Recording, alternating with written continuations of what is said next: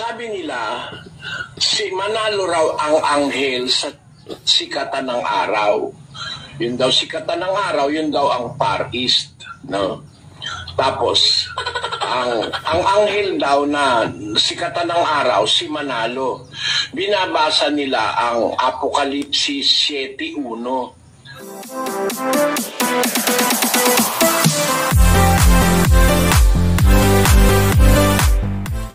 Sa lahat po na nakasubaybay dito sa ating programang Expose the Truth, lubos na bumabati po ako sa inyong lahat mga kaibigan at mga kababayan. Lalong-lalo yung ating mga kapatid na laging nakikisama sa akin sa pagla-live mga kapatid, no? Maraming salamat po sa inyong lahat. Isang tanong po o isang request ng ating mga taga-subaybay, ang gusto ko pong bigyan ng pagkakataon sa oras na ito.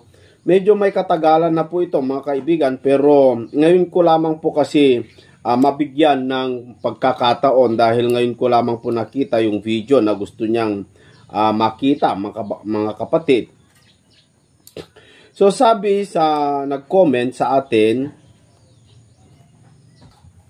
ito po ay galing sa ating kaibigan, si kapatid na Carlo, na ganito ang kanyang request. Bro, yung angel sa sikatan ng araw, si Manalo ba? Sana gawan mo ng video. Yun po yung kanyang sinabi. Yan po ang, alam nyo mga kaibigan, yan po yung sinasabi ng mga defensor ng Iglesia ni Cristo na kung saan ay si Manalo daw o si Felix Manalo daw yung huling sugo ng Panginoon at siya raw yung magtatatak na sinasabi doon po sa Revelation chapter 7. Siya daw yung umakyat sa sikatan ng araw para magtatak. So siya daw yung angel na sinasabi roon. Pero tignan natin mga kaibigan kung paano po ito giniba ni kapatid na Eli ang pananampalataya ng mga manalista tungkol po rito. Kasi mga kaibigan, ayon sa video ng ating kapatid na Eli na aking nakita, giniba niya po yung paniniwala ng mga Iglesia ni Cristo tungkol po doon. Ito po yung video mga kaibigan, pakinggan po natin kasi napakaganda po ito kung paano po ipinakita ng ating kapatid na Eli yung kamalian na interpretasyon ng mga Iglesia ni Cristo. Ito mga kapatid. Ating papaksain sa ating Bible study. Sabi nila, si Manalo raw ang anghel sa sikatan ng araw. Yun daw sikatan ng araw, yun daw ang Far East, no? Tapos ang anghel daw na sikatan ng araw si Manalo. Binabasa nila ang Apokalipsis 7:1 hanggang 3. Pinuputol nila, inaalis yung 4 hanggang 3 lang. Ito po ang nakasulat sa kanilang pasugo. Pakilagay mo nga. May 19. Ito pansinin nyo mabuti mga kaibigan. Gusto ko lamang pong ipaalaala sa inyo. Kung meron man yung mga tumatawa dyan, hindi po ako ang naglagay. Kung meron mang tumatawa dyan, hindi po ako yung naglagay. Kundi ito po ay video mula sa YouTube na kung saan ay mayroon na pong naglagay dyan. Hindi po ako, mga kapatid. In 76, page 28. Ang isa pang hula na tumutukoy sa pagkasugo ni kapatid na Felix Manalo ay ang nasa Apokalipsis 7:2-3 na ganito ang sinasabi. At nakita ko ang ibang anghel na umaakyat mula sa sikatan ng araw, na taglay ang tatak ng Diyos na buhay. At siya'y sumigaw ng tinig na malakas sa 4 na anghel na pinagkaloobang maipahamak ang lupa at ang dagat, na nagsasabi, huwag ninyong ipahamak ang lupa, kahit ang dagat, kahit ang mga punong kahoy, hanggang sa aming matatakan sa kanilang mga noo ang mga alipin ng ating Diyos. Ang kahulugan ng anghel ay sugo, Lucas 1:19. Ang salitang anghel na ang kahulugan ay sugo ay ikinakapit sa mga nilalang na espiritu na isinusugo ng Diyos. Hebreo 1:13-14. Ikinakapit din ito sa obispo ng iglesia. Apokalipsis 2:1. Apokalipsis 2:1, ikinakapit daw yung salitang anghel sa obispo ng iglesia sa Apokalipsis 2:1. Ang paliwanag, footnote ng bagong tipang Katoliko. No? Footnote daw. Kaya yung paliwanag na yun na ang anghel ay kinakapit sa tao na obispo, yun daw ang nasa footnote ng bagong tipang Katoliko. Tuloy mo ngayon. Maputol ko lang mga kaibigan, naalala ko po yung sinabi ni kapatid na Eli na si Felix Manalo, meron po siyang sinabi na yung mga protestante mga Katoliko ay alagad daw o ministro daw ng demonyo. Nagtataka ako, bakit sila kumukuha ng footnote mula sa Biblia ng Iglesia Katolika? Bakit sila naniniwala doon? Yan ang pinagtatakahan ko mga kaibigan. Kapag meron po silang hindi maipaliwanag, kumukuha po sila doon sa ibang libro. Kahit libro po yun ng demonyo, mga kaibigan. Ang anghel sa Apokalipsis 7:2-3 ay natitiyak nating tao, obispo o ministro ng iglesia, sapagkat ang kanyang gawain ay magtatatak sa mga alipin ng Diyos. Ang tatak ay ang Espiritu Santo at ang paraan ng pagtatatak ay sa pamamagitan ng pangangaral ng dalisay na ebanghelyo. Efeso 1:13. Ang dakong pagmumula ng anghel o ng sugo ay sa sikatan ng araw, East, Bibliang Ingles. Ayon naman sa ibang hulang tumutukoy din sa pasugong ito ay sa malayong silangan, Isayas 43:5-6, na ito nga. So, ibig sabihin mga kaibigan, dito sa pasugo na ito, nauunawaan ko na mayroon kasing mga aral ng Iglesia ni Cristo na yung anghel na mula sa sikatan ng araw, pinapalabas nila na si Felix Manalo yon kasi ang Pilipinas ay Far East. At yung anghel na yon, yun daw si Felix Manalo. Ayon sa kanila, mga kaibigan. Kaya siya daw yung isinugo, huling sugo ng Panginoong Jesucristo na mula sa sikatan ng araw. Yun ang pakahulugan nila, mga kapatid. Pero tignan natin kung paano ito baliin ng kapatid na Eli. Ang Pilipinas. Ang panahon ng pangangaral ng sugong ito ay sa panahon ng pag-ihip ng 4 na hangin ng lupa. Yun. Na pinipigil naman ng 4 na anghel. 7:1 Apokalipsis. Ang hangin ay digmaan. Jeremias 4:11-13, 19. Ang 4 na anghel na pumigil sa digmaang ito na pandaigdig ay ang 4 na pinuno ng bansa. Ang mga pinuno ng bansa ay mga sugo rin. Unang Pedro 2:13-14. Na ang mga ito'y sina Orlando ng Italia, Lloyd George ng Inglaterra, Clemenceau ng Pransya, at Wilson ng Amerika, na lalong kilala sa tawag na The Big Four.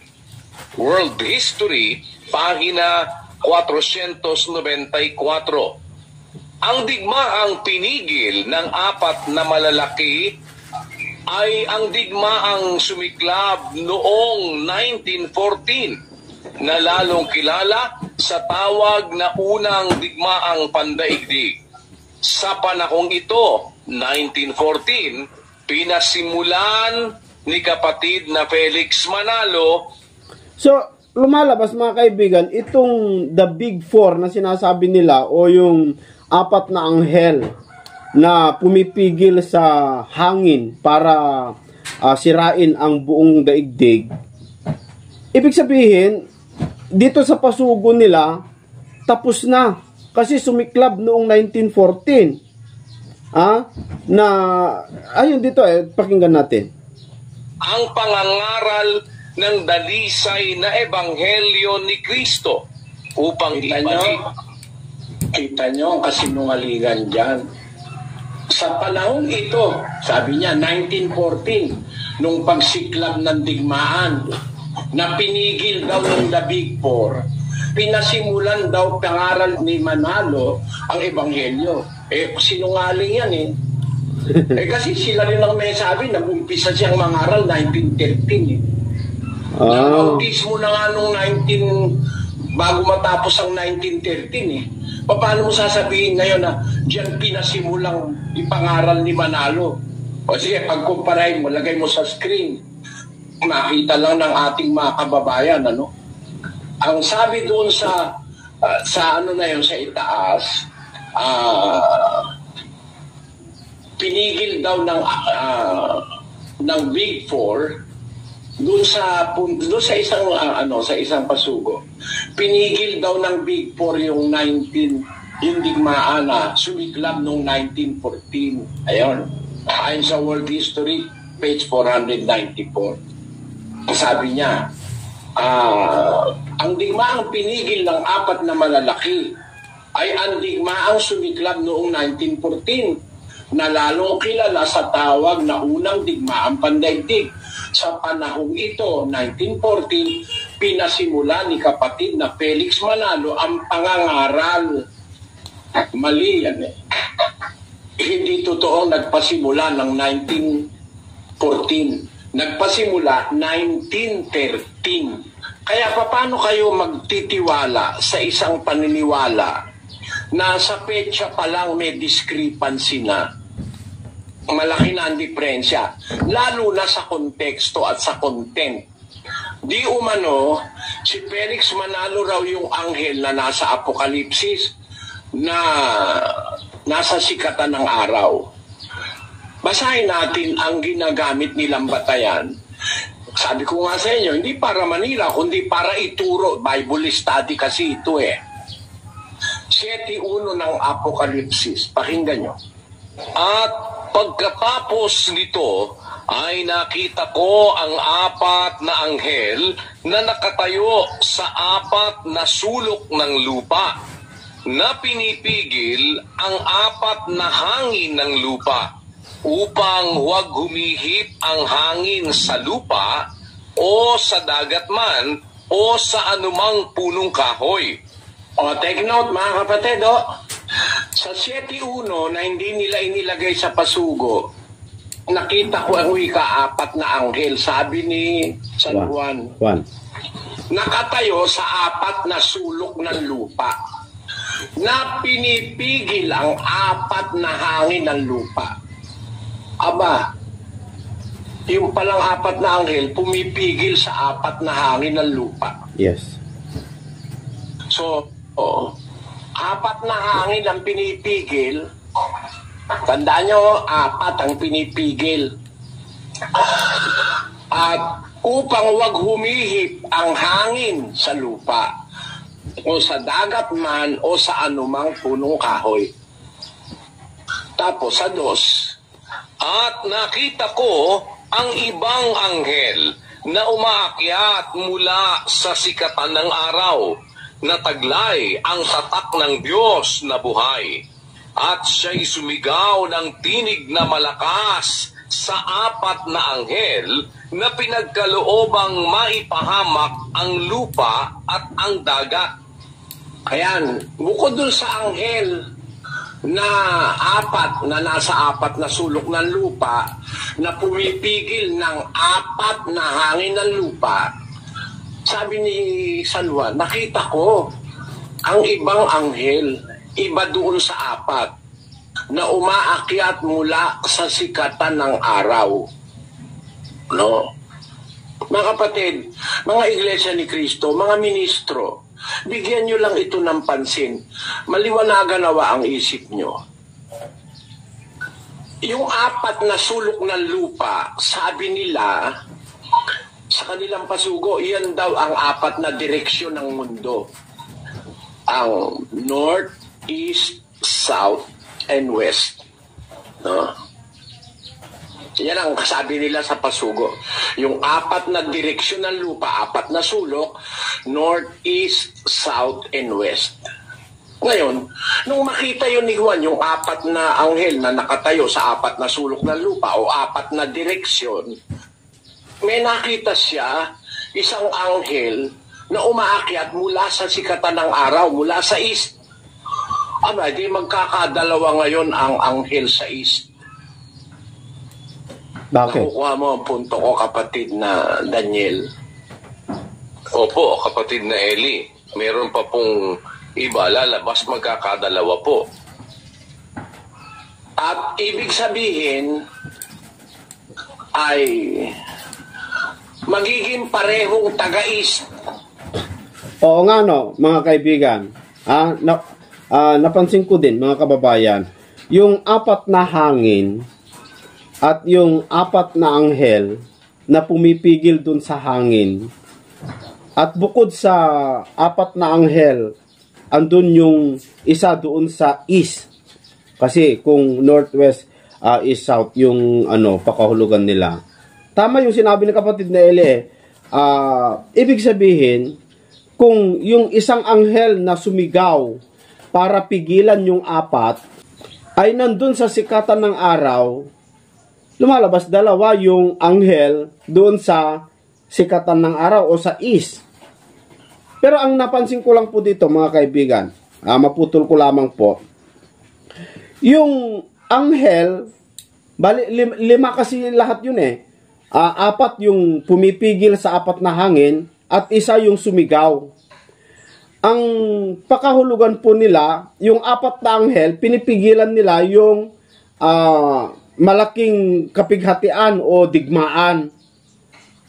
Pero nung sumigaw itong isang anghel at pinigilan na wag nyo munang ipahamak ang lupa, ang dagat at ang mga punong kahoy, lumalabas itong apat, nakinig sila doon sa isang anghel. At hindi nila ipinagpatuloy pakawalan yung digmaan. So may authority itong isang anghel doon sa apat. Napansin nyo ba, mga kaibigan, yung gusto ko pong ipunto? So lumalabas, mas mayroong higher authority itong anghel mula sa sikatan ng araw doon sa apat na anghel. Kung yung mga apat na anghel ay ang mga malalaking hari o bansa o sino man, ayon sa binasa ng kapatid na Eli, ibig sabihin, nakinig sila kay Felix Manalo.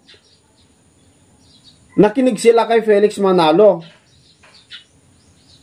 Kasi mas higher authority siya, kasi kaya niyang pigilan eh. Pero tignan natin kung ano po talaga ang totoo. Yung umaakyat sa sikatan ng araw na anghel at yung anghel na nakatayo naman sa east, magiging dalawa silang anghel. Kung ang apat na anghel ay ang apat na malalaki o big four, meron ba ron taga-east? Okay? I said, we are not sure. Kasi apat na sulok ng lupa ang kinalalagyan ng apat na anghel eh. Sino-sino ba yung apat na anghel na sabi nila yung mga pinuno ng lupa, na mga sugo, sabi nila, mga anghel sugo. Yun daw si Orlando ng Italia. Taga-Italia yon. Sino pa isa?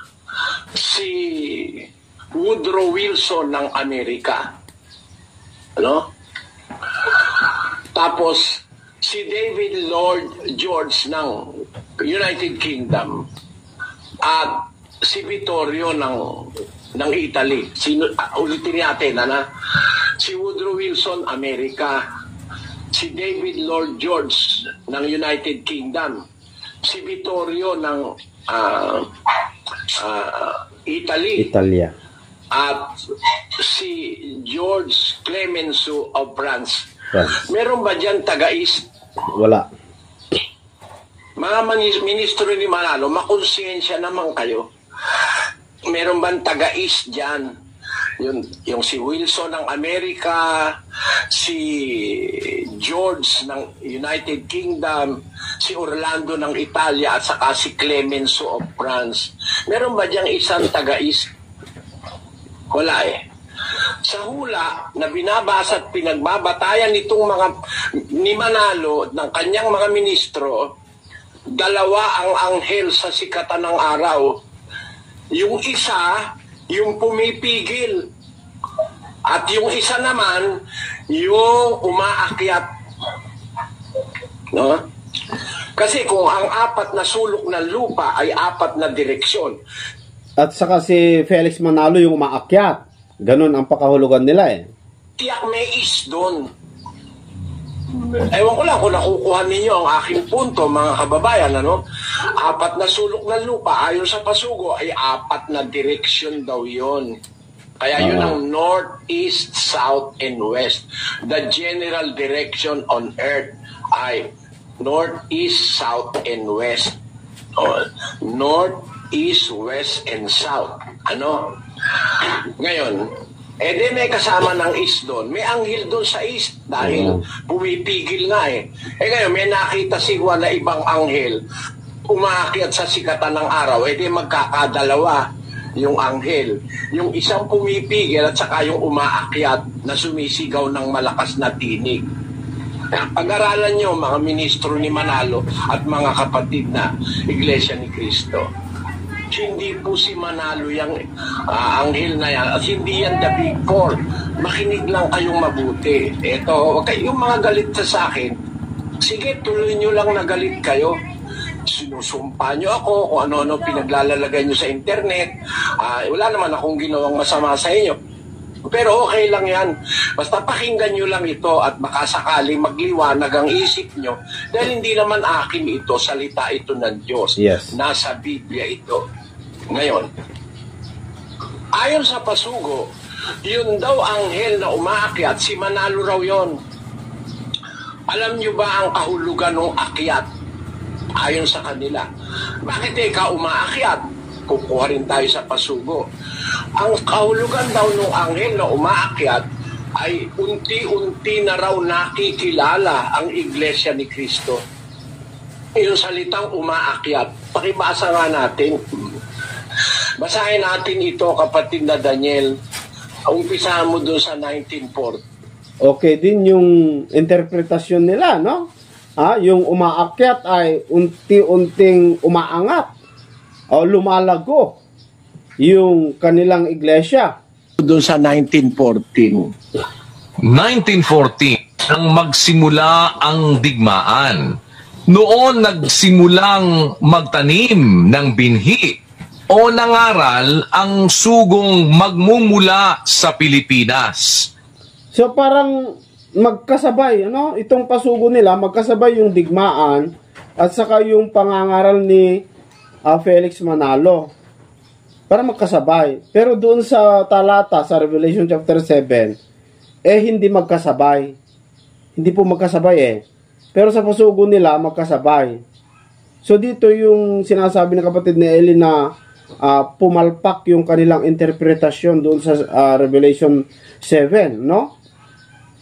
Ayon sa nakatala sa ating pamahalaan, ang Iglesia ni Cristo ay narehistro noong Hulyo 27, 1914 at 1918 naman natapos ang digmaan. Sa panahong ito ay tignan mo, di magkasabay, no?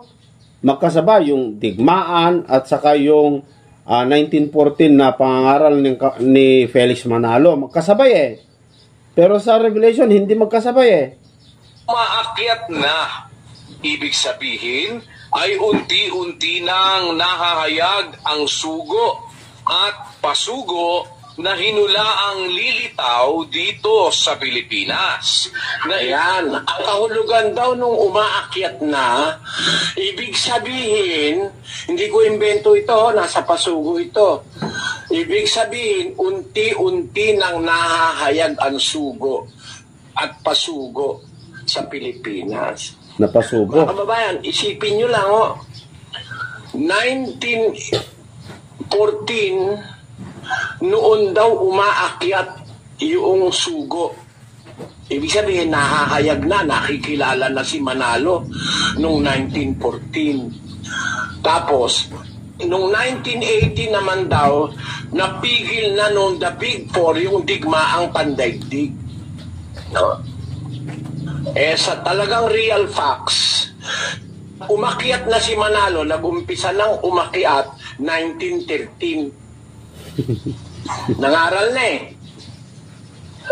Bago nga matapos 1913, nagbautismo na siya sa Punta Santa Ana eh. Pagkatapos, yun daw, anghel na yon na umaakyat, na nangangaral na, tumutupad na ng hula para sa kanya bilang huling sugo, umakyat, nakikilala na raw siya noong 1914. Yan, tandaan nyo lang yung mga petsa. Balik tayo ngayon sa Biblia. Nakita ko ang ibang anghel na umaakyat mula sa sikatan ng araw. Taglay ang tatak ng Diyos na buhay. At siya'y sumigaw ng tinig na malakas para marinig. Hindi ka naman kailangan maglakas ng tinig kung katabi mo lang yung baka magkatabi tayo, sisigaw ka baka mainis mo pa ako Ano palagay mo sa akin? Bingi. Siya'y sumigaw ng tinig na malakas.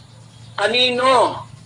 Sa apat na anghel na pinagkaloobang maipahamak ang lupa at ang dagat. Big Four daw yun. Ang sumisigaw si Manalo. Tanong, sa history ba may naganap na napakinggan nun The Big Four si Manalo?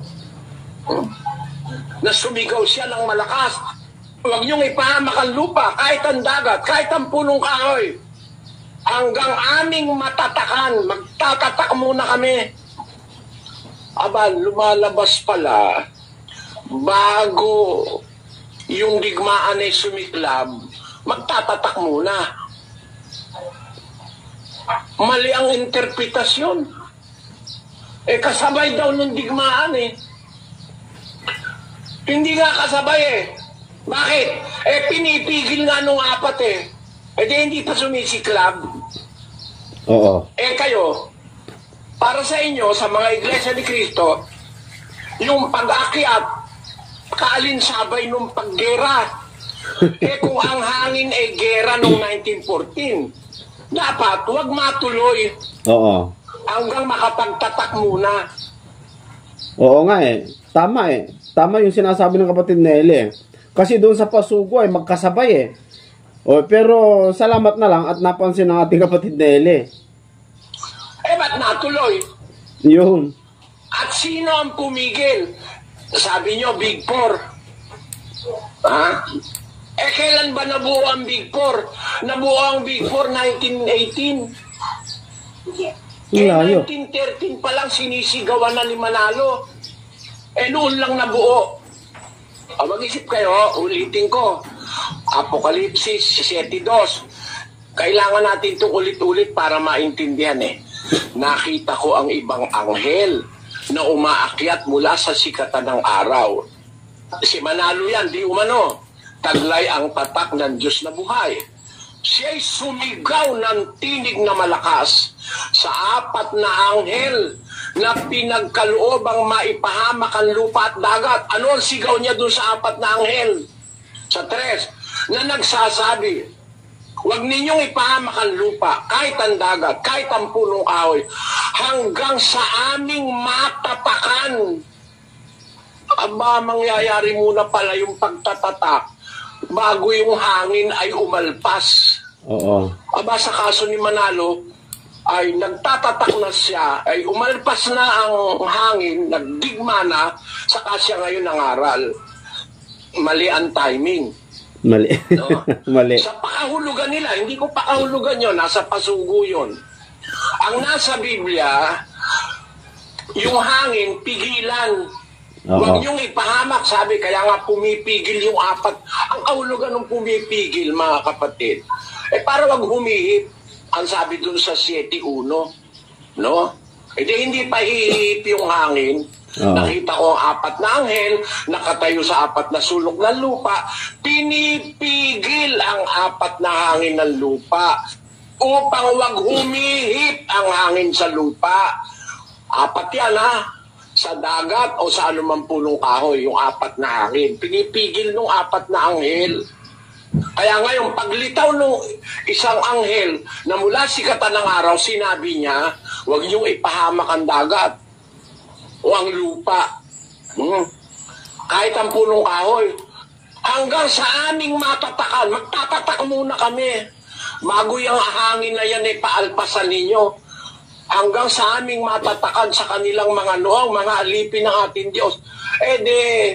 Hindi magkakasabay ang digma at pagtatatak. Oo. Hindi magkasabay. Oo. Kasi magtatatak muna bago maalpasan yung hangin. Yes. Huwag niyong ipahamak. Huwag mo nang, yung hangin na yan, huwag niyong pawawalan. Ngayon, ang kanilang interpretasyon, yung hangin daw gera. No? Ang ginamit nila doon sa pasugo, 4:11 ni Jeremias, no? Eto, basahin natin yung 4:11 ni Jeremias. Yun ang nasa pasugo, ilagay mo uli para hindi tayo mapaghinala ang nag-iimbento. Eto po, ang sabi nila, ang apat na anghel na pumipigil sa hangin ay mga pinuno ng bansa. Ito'y mga sugo rin o anghel ayon sa unang Pedro. Ang hangin pinipigil ay digmaan, gaya ng sinasabi sa Jeremias 4:11 hanggang 13. Ito nga ang digmaang sumiklab noong 1914. Kayo ha, ang ginamit nila 4:11. Digmaan daw yung pinipigil na hangin. Basahin natin ngayon ang 4:11 ng Jeremias, kapatid na Daniel. Sa panahong yaon ay sasabihin sa bayang ito at sa Jerusalem, isang mainit na hangin na mula Tandaan nyo mga kapatid, ang tinutukoy sa 4:11 ni Jeremias, isang mainit na hangin, hindi po apat. Isa lang. Hindi lapat ang gamit. Dapat kumanap ka ng apat na hangin. Ang kinuha mong batayan, isang hangin lang eh. Yung nasa Apokalipsis, apat na hangin. Pinipigil ng apat na hangin, tapos kabagsak-bagsak mo. Sa Jerusalem ka pumunta, hindi naman yan sa mundo eh. Sa Jerusalem yan. Sabi, sa panahong yaon, sasabihin sa bayang ito, sa Jerusalem, isang mainit na hangin. Isa lang yan. Ulitin natin, kapatid na Daniel, sa kamo ituloy. Sa panahong yaon ay sasabihin sa bayang ito at sa Jerusalem, isang mainit na hangin na mula sa mga luwal na kaitaasan sa ilang ay dumating sa anak ng aking bayan, hindi upang sumimoy o maglinis man. Isang malakas na hangin na mula sa mga ito ay darating sa akin. Ngayoy magsasalita naman ako ng mga kahatulan laban sa kanila. Narito, siya'y sasagupang parang mga ulap, at ang kanyang mga karo ay magiging parang ipo-ipo. Ang kanyang mga kabayo ay lalong matulin kaysa mga agila. Sa aba natin, sapagkat tayo'y nangapahamak. Ayan, sa 19, yan daw ang digma. Basahin natin sa 19. Ang hirap ko, ako'y nagdaramdam sa aking puso. Ang dibdib ko ay kakaba-kaba, hindi ako matahimik, sapagkat iyong narinig, o kaluluwa ko, ang tunog ng pakakak, ang hudyat ng pakikipagdigma. Tama, yan palang mainit na hangin, darating sa Jerusalem, yan pala'y digma, pero sa Jerusalem yan. Yes. Oo. Ang layo sa Pilipinas niyan, mga kapatid. Sa Jerusalem, darating yung digma, ulitin ko. So, tama yung pakahulugan nila na yung hangin ay digma, no? Pero yung ginamit nilang talata, mali, kasi sa Jerusalem naman po yon, hindi naman buong daigdig yon, no? O, 11. At 11 na lang, ulitin ko. Ang sabi, sa panahong yaon, sasabihin sa bayang ito at sa Jerusalem, isang mainit na hangin mula sa luwal na kaitaasan sa ilang dumating sa anak ng aking bayan, sa bayan ng Diyos sa Jerusalem, hindi upang sumimoy o maglinis man. Sa 19, sabi, ang hirap ko, ako'y nagdaramdam sa aking puso.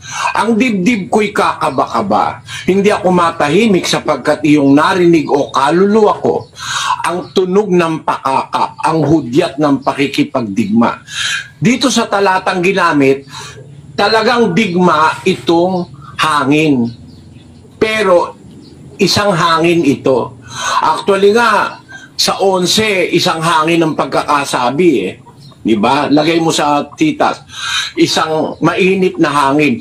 Inulit pa sa 12 No? Sabi sa 12, isang malakas na hangin. Then na-emphasize na isang hangin yan. Ang nasa Apokalipsis, 4 na hangin. Paano mo ilalapat ngayon? Pati sa figures, mali. At pati sa situation. Kasi yung hanging isa na mainit at malakas sa Jerusalem mangyayari. Pero siguro naman kung bakit nila kinuha yung Jeremias, mga kaibigan, para sa mga iglesia ni Cristo, para palitawin lang na para may paliwanag lamang po nila o may paunawa nila ang gusto nilang sabihin na yung 4 na hangin doon po sa Revelation chapter 7 ay mga digmaan yon, pero hindi naman po siguro yung naganap doon sa Jerusalem ang tinutukoy, kundi kinuha lamang po nila siguro yon bilang patunay na yung hangin nga doon sa Revelation chapter 7 ay digmaan.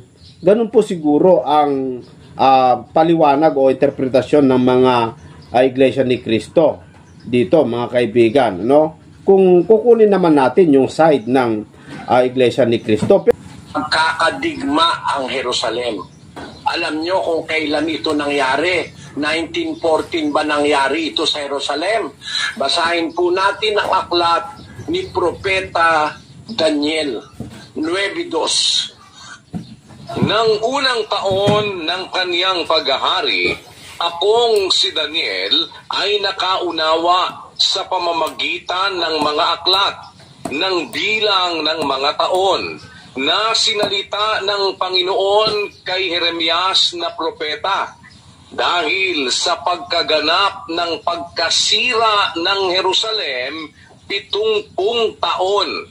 Kita nyo mga kapatid, naintindihan ni Daniel yung sinulat ni propeta Jeremias. Sabi niya, nakaunawa ako sa pamamagitan ng mga aklat ng bilang ng mga taon na sinalita ng Panginoon kay Jeremias na propeta dahil sa pagkaganap ng pagkasira ng Jerusalem 70 taon.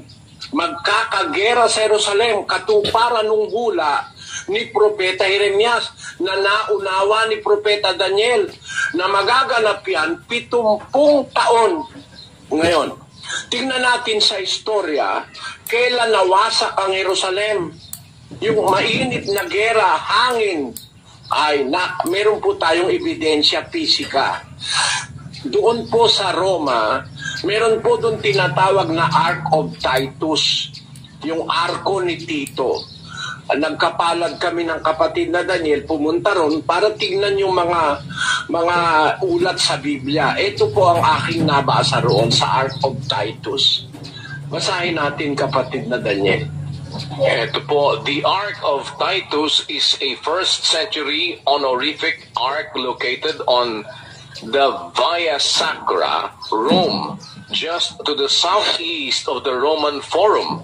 It was constructed in 82 AD by the Roman Emperor Domitian shortly after the death of his older brother Titus to commemorate Titus' victory, including the siege of Jerusalem in 70 AD. Aba, tamang-tama sa sinabi ni Propeta Jeremias at ng Propeta Daniel, magkakagera, magkakaroon ng pagkawasak ang templo sa Jerusalem. Bakit magkakagera sa Jerusalem? Kailan po? Nang lusubin ng Roman army sa pamumuno ni General Titus sa panahon ng pagka-emperador ni Domitian. Yung kanyang nakakatandang kapatid na general ng Roman army, ng gera, lumusob sa Jerusalem. Ang templo sa Jerusalem wasak, winasak ng Roman army sa pamumuno ni Titus, anyo 70. Kaya hindi 1914 yung gera na nasa Jeremias 4:11 hanggang 13 at 19. Tingnan ninyo, sa paliwanag sa pasugo, yun daw yung 1914. Ang layo naman yan, mga kababayan. Ang layo sa katuparan. Balik natin ang pasugo. Papakita ko lang sa inyo kung paano naliligaw ang mga tao. Ang 4 na anghel na pumipigil sa hangin ay mga pinuno ng bansa na ito'y mga sugurin o anghel ayon sa unang Pedro 2:13-14. Ang hanging pinipigil ay digmaan gaya ng sinasabi sa Jeremias 4:11-13-19. Ito nga ang digmaang sumiklab noong 1914.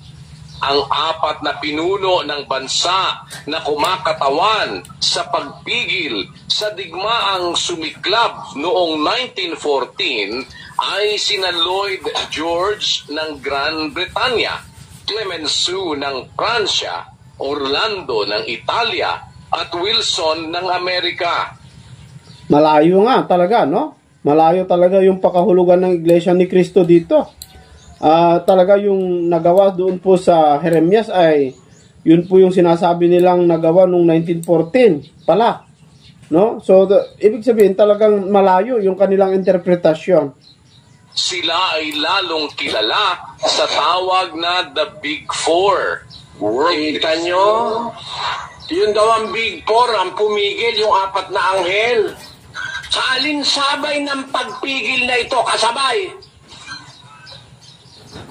sa digmaang nakita namang umaakyat mula sa malayong silangan o Pilipinas ang anghel, no?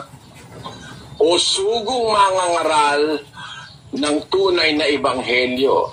1914 nang magsimula ang digmaan, noon nagsimulang magtanim ng binhi o nangaral ang sugong magmumula sa Pilipinas. Tingnan ninyo ang discrepancy. Noon daw nag-umpisa si Manalong mangaral, kasabay nung digma, mali. Kasi sabi sa Apokalipsis, magtatatak muna kami. Kung ang pagtatatak ay pangangaral nung anghel na umaakit sa sikatan ng araw, mangangaral muna siya bago maalpasan yung hangin. Bakit sumabay siya sa pag-aalpas ng hangin o sa digma? Hindi naman dapat magkasabay. Ang liwa-liwanag ang teksto sa Apokalipsis, pati konteksto. Mauuna ang pagtatatak, no? At pagkatapos magtatak, at saka maaalpasan ng hangin. Hanggang ngayon tatak pa rin kayo ng tatak Tapos na. Ulitin ko lang, huwag kayong magagalit mga kababayang iglesia ni Manalo. Nakita ko ang 4 na anghel, sabi ni Juan, nakatayo sa 4 na sulok ng lupa. Pinipigil ang 4 na hangin sa lupa. Ano layon? Upang huwag humihip. Di para huwag magkadigma. Pinipigilan yung digma ng 4 na anghel, kung yun ang pakahulugan nyo. Upang huwag humihip ang hangin sa lupa o sa dagat man o sa anumang punong kahoy. Nakita ko ang ibang anghel na umaakyat mula sa sikatan ng araw. Allegedly, si Manalo. Yung 4 yung Big Four. No? Nataglay ang tatak ng Diyos na buhay. Sumisigaw ng tinig na malakas sa 4 na anghel na pinagkaloob ang maipahamak ang lupa at ang dagat. Ano raw ang sigaw ni Manalo? Na nagsasabi, huwag ninyong ipahamak ang lupa, kailangan walang mangyaring kapahamakan, kahit ang dagat, kahit ang punong kahoy, hanggang sa aming matatakan. Di magtatatak bago alpasan yung digma. Ba't ngayon magkasabay na nangyari? Kung talagang magkasabay, mali sa konteksto. At ang ginamit na talata, Jeremias, hindi naman sa Pilipinas naganap yung digma. Hindi naman pang sanlibutan. Sa Jerusalem lang naganap yun. Yung digmang nagwasak ng templo sa Jerusalem. No? Along those lines, mag-isip kayo mga kapatid. Pero alam nyo, hindi dyan matatapos yung ating pinag-aaralan kasi ang pangangaral daw ng Ebanghelyo ni Manalo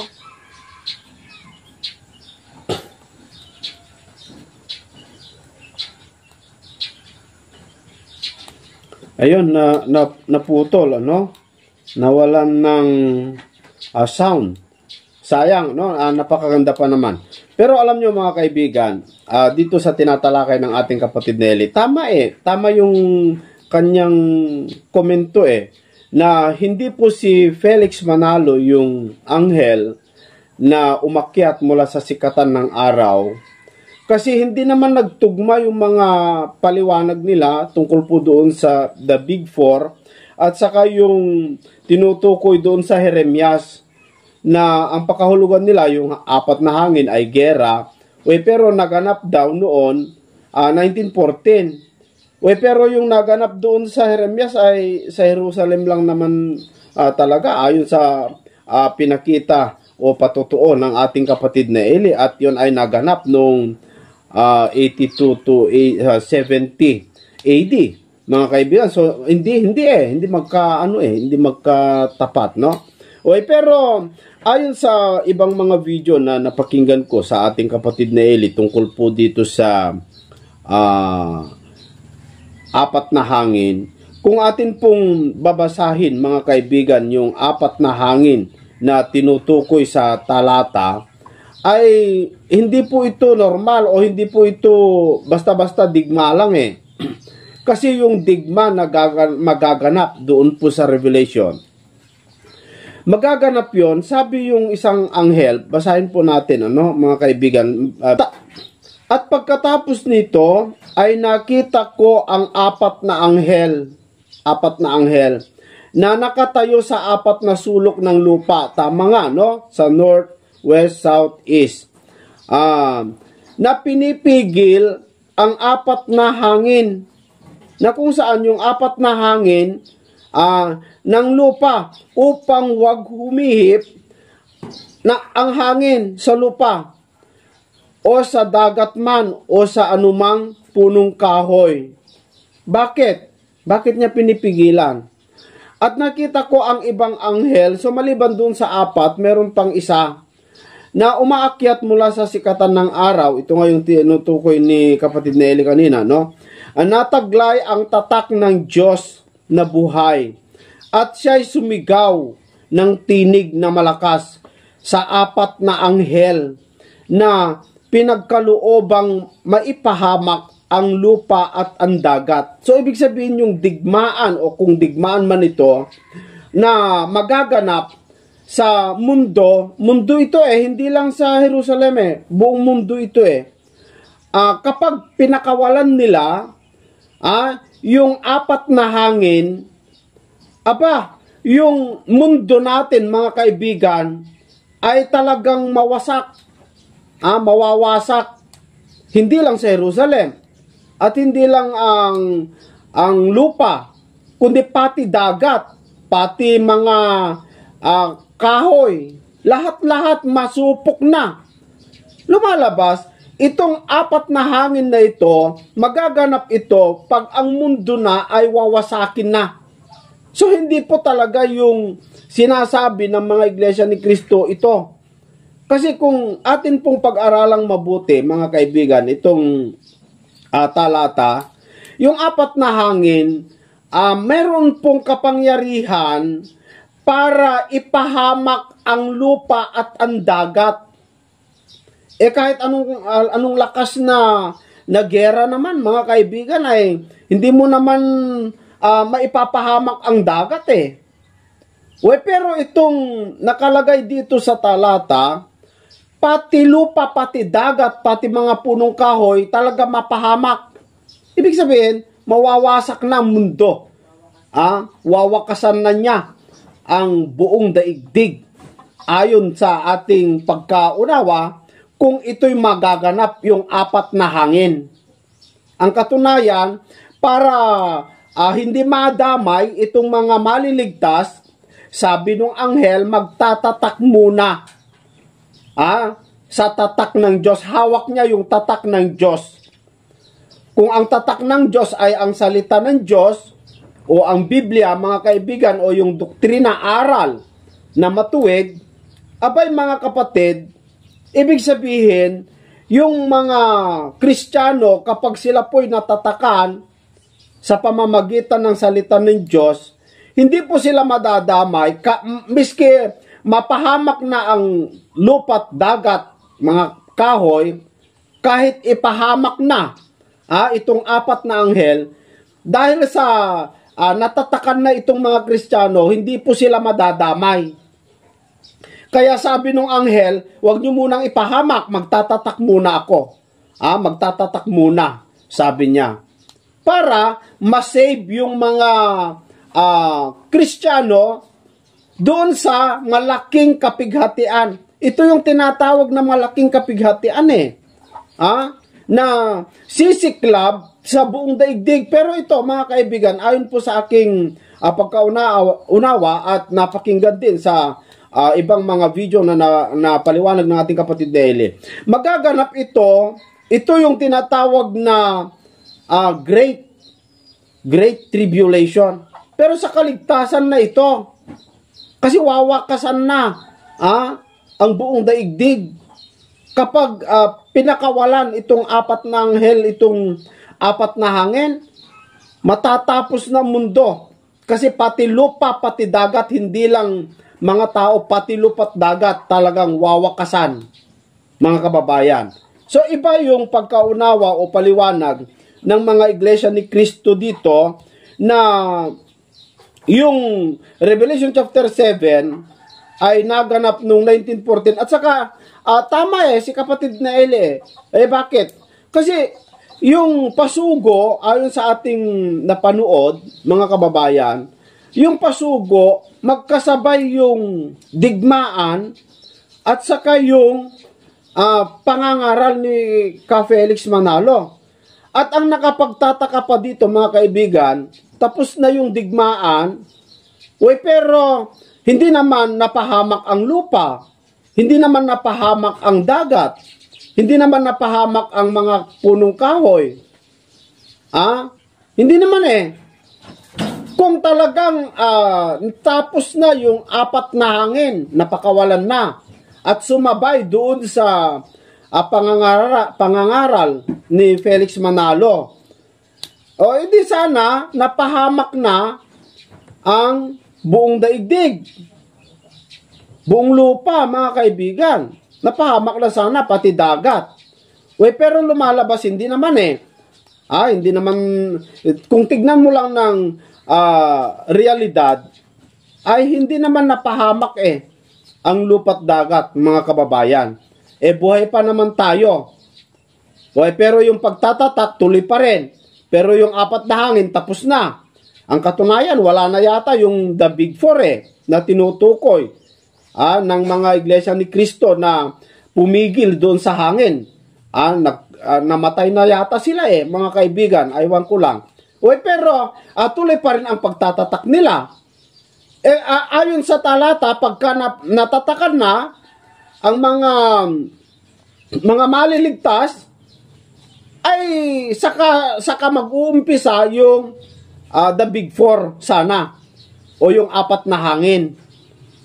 Ito ang nangyari, hindi mga kaibigan. Kaya dito makikita natin, hindi talaga paninira ito mga kapatid, kundi ito po talaga ipagtutuwid na sana mapansin po ito ng mga miyembro ng Iglesia ni Cristo na ang kanilang pasugo ay talagang napasubo at aminin na lang mga kaibigan. Hindi naman masama aminin mo nagkamali ka aminin mo na hindi tumugma mas maganda nga kung aminin mo kasi yun ang gusto ng Diyos yung matutunan natin yung ating pagkakamali. Kasi ako man din, mga kababayan, ayon sa mga nauna kong mga video, meron din naman akong mga bagay na pinagkamalian na mga kababayan, no? Pero inaamin naman natin. Pero ito, mga kababayan, wag na po nating ipilit tulad yung pagkatao ni Kristo. Dapat tanggapin na lang natin. Hindi naman mahirap Mas matutuwa nga ang Diyos kung atin pong aminin, atin pong tanggapin na tayo po'y nagkulang, tayo po'y nagkasala, o tayo po'y nagkamali. Ang Diyos naman, mga kaibigan, ay mayaman sa awa at sa pagpapatawad, no? So dito, mga kapatid, nakita po natin na yung tinutukoy po ng mga iglesia ni Cristo na the Big Four o yung apat na hangin at ang kanilang turo na si Felix Manalo yung umaakyat doon sa sikatan ng araw ay napakalayo po, mga kababayan, napakalayo po. Malayong malayo kasi yung umaakyat doon sa sikatan ng araw na anghel, kung tama yung pakahulugan ng Iglesia ni Cristo na sugo yon, ang tanong doon, mga kaibigan, ba't nagtatatakpan sila ngayon, tapos na yung digmaan at hindi naman napahamak ang lupa at ang dagat. So mali, mga kaibigan, kasi ang totoo niyan, mga kababayan, magaganap po yon yung apat na hangin pagkatapos ng tatak. At ang pagtatatak ng Diyos, mga kapatid, ay magaganap pa. At yung apat na hangin na tinutukoy dito ay yun po yung tinatawag na the Great Tribulation, na kung saan pag naganap yon, wala nang susunod pa na kapighatian. Wala na.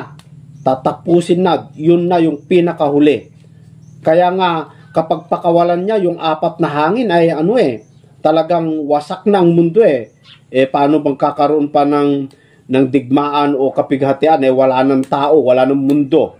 Mawawasak ng mundo. At yun na yung talagang kaligtasan. Kaya kung itutuloy mo lang na basahin itong talata, mga kaibigan, tinukoy po dyan kung sino po yung mga natatakan, kung sino po yung mga pinagkalooban. At napakarami. At doon ay yung mga natatakan nasa langit na. Mga kaibigan, nasa langit na. Yun po yung istorya dito. So ito, magaganap pa lang ito sa hinaharap. No? Hindi pa ito naganap, magaganap pa lang sa hinaharap. So yan po, mga kaibigan, sana po ay naunawaan natin, lalong-lalo itong mga miyembro ng Iglesia ni Cristo. Makinig lamang po kayo, makikita nyo ang katotohanan. Hanggang sa susunod po, mga kaibigan, dito sa ating programang Expose the Truth. Kung hindi pa po kayo nakapag-subscribe, parang suportan nyo na rin dito sa ating munting channel, ay mag-subscribe po kayo mga kapatid. At ako po nagpapasalamat sa lahat ng mga nag-subscribe na.